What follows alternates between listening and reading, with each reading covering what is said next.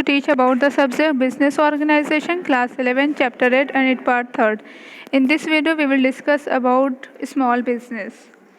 Small business enterprises exist in every country of the world, but in a developing country like India, small-scale enterprises occupy a special place as there is a scarcity of capital and abundance of laborers, and small scale enterprise use labor incentive and capital saving techniques.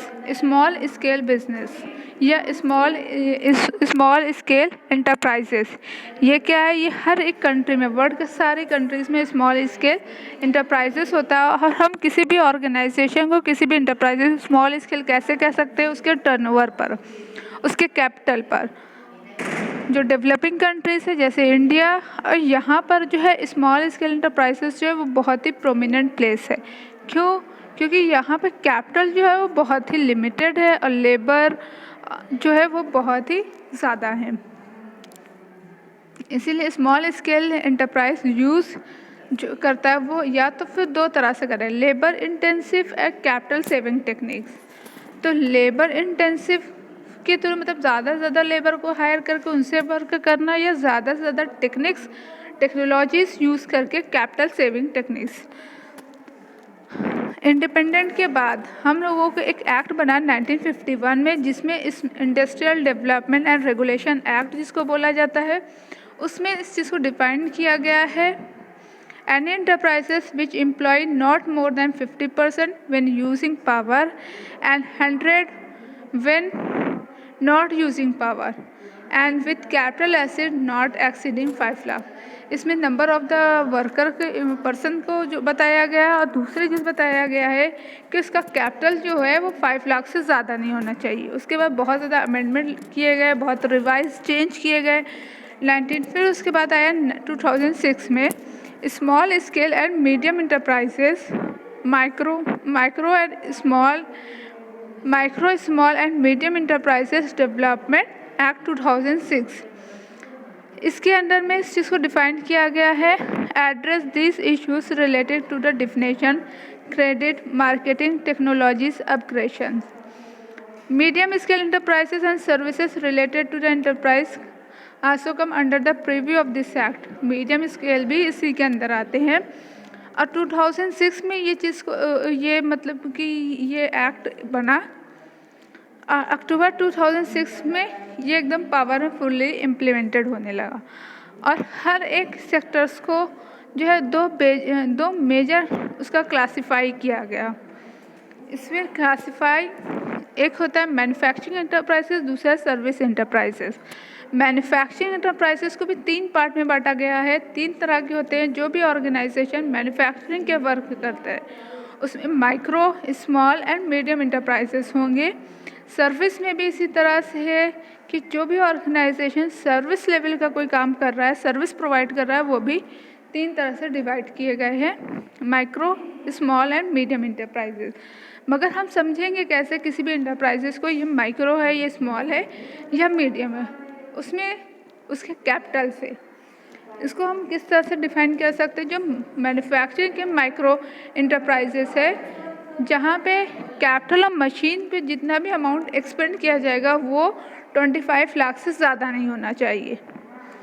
Small में जो है वो 25 लाख से ज़्यादा होना चाहिए, 5 करोड़ से कम होना चाहिए। मीडियम में 5 करोड़ से मोर देन होना चाहिए और 10 करोड़ से लेस देन होना चाहिए। उसके कैपिटल इन्वेस्टमेंट किस में? इन्वेस्टमेंट मशीन है, प्लांट में।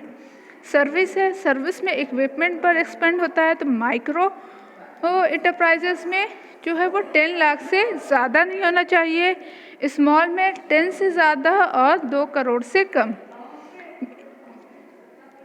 और मीडियम में 2 करोड़ से ज़्यादा एंड 5 करोड़ से कम। तो ये इस तरह से इसको क्लासिफाई किया गया है। अब role of business small business in rural areas. तो रूरल एरियाज़ में स्मॉल बिजनेस का क्या रोल है? पहली चीज़, मल्टीपल सोर्स ऑफ इनकम। तो small scale generate multiple source of income to the rural household. They engage in wide range of non-agricultural activities self-employment in commerce, manufacturing, servicing, along with the traditional rural activities of farming and agriculture. तो ये जो है small scales जो है business rural areas में ये हमारी income को जनरेट करता है।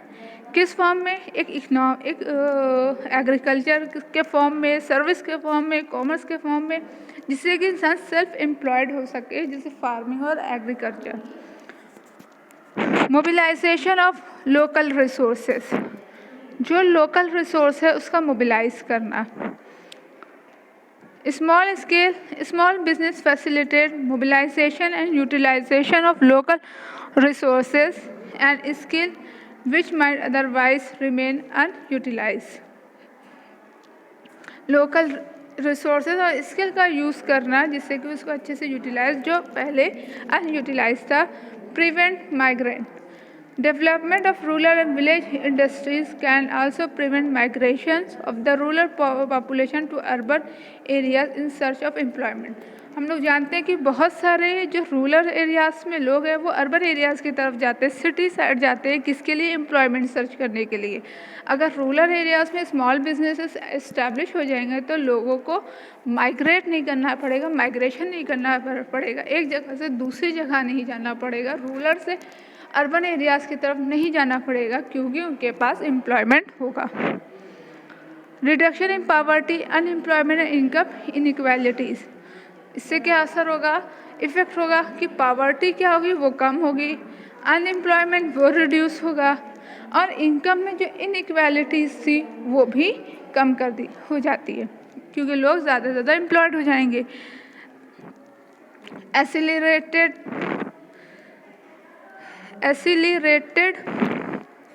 Industrial growth and creating employment potential in rural and backward areas. Promotion of small scale industries and rural industrialization has been considered by the Government of India as a powerful instrument for realizing the twin objective of accelerated industrial growth and creating additional productive employment potential in rural and backward areas. जो small scale enterprises है उसके promotion या rural industrialisation उसका promotion किया जाएगा। अगर वो चीज़ किसके थ्रू हो रहा है? गवर्नमेंट ऑफ इंडिया से। तो एक पावरफुल इंस्ट्रूमेंट है जिससे कि इंडस्ट्रीज़ का ग्रोथ किया जा सके और एडिशनल प्रोडक्टिविटी ऑफ एम्प्लॉयमेंट वो जनरेट हो जाएगा। बहुत सारे गवर्नमेंट स्कीम्स हैं, जैसे गवर्नमेंट स्कीम है agencies for small scale enterprises, government major and scheme. तो गवर्नमेंट जो है बहुत सारे एक्शन जो है वो लिया जाता है, किसके थ्रू? ताकि इसमें एम्प्लॉयमेंट जनरेट हो सके, लोग अपना बिजनेस स्टार्ट कर सके। जैसे land, every state offer the developed plot of the land at the concessional rate for establishing industries. Some state do not charge rate in the initial year while some state allow payment in easy instalment.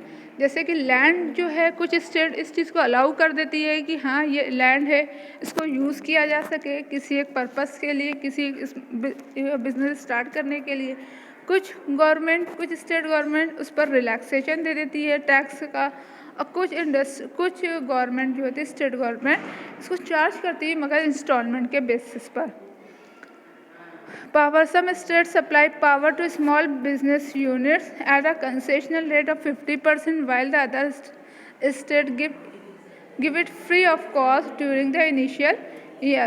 कुछ state जो है उसको charge करती है, जब कोई भी electricity provide करना हो तो 50%, कुछ फ्री कर देती है कि इनिशियल ईयर में ये फ्री में है, फिर उसके बाद हम इसका चार्जेस करेंगे।